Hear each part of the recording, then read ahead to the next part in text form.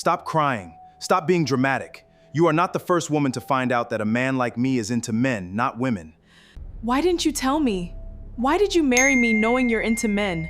I married you because of family, because of how society would see me, how they would judge me. I had to protect my image.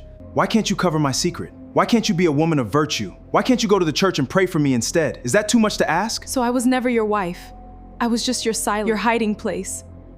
I never thought my life would turn out like this. Everything feels different now. I don't even know what to believe anymore. What would you do if you were me? My name is Adiz, and I need to tell you something that took me 8 months to say out loud. The man I married, the man I cooked for, prayed with, gave my whole heart to, never wanted me. Not the way a husband should want a wife. And the worst part? He knew it before he ever put that ring on my finger. The wedding was everything I had prayed for since I was a little girl growing up in Enugu. 300 guests. A ballroom in Abuja.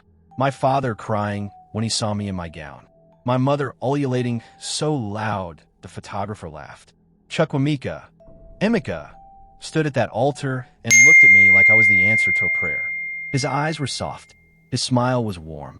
He held both my hands when the pastor spoke and squeezed them gently, like he was saying, "I've got you." I believed him. Every single word. Every single touch. We had dated for 2 years before that day. He was everything. Quiet and steady and respectful. He never rushed me. Never pressured me. My mother said he was a rare man. My friend said I was lucky. My pastor called him a God-fearing brother. Nobody saw it. Not one person. And neither did I. The night of our wedding, Emeka held me and said, "Ada, I promise I will take care of you."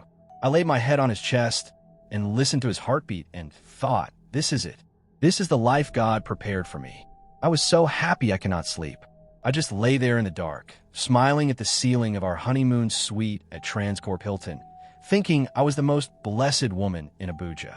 I had no idea I was already living inside a lie. The honeymoon was in Dubai. 5 days. Emeka was kind, attentive. He bought me things, took photos with me, held my hand everywhere we walked. But at night, something was always wrong. He was tired. He had a headache. The flight had affected him. He ate something bad. 5 nights. 5 excuses. I told myself it was nerves. I told myself some men were like that. I told myself to be patient. I was a new wife. I did not want to seem desperate or demanding.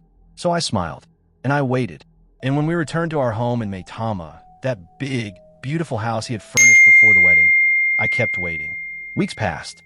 I stopped counting after the 2nd month. If you're watching this and you have ever smiled through something that was quietly breaking you, this story is for you. Because that was me. Adiz, new wife, new house, new name, and the loneliest woman in all of Abuja. What I found in that 3rd month changed everything, and I'm not sure I will ever fully recover from it. If this story is already touching you, drop a comment below and tell me where you're watching from. Like this video and subscribe so you don't miss part 2, because what Adiz discovers next will leave you speechless.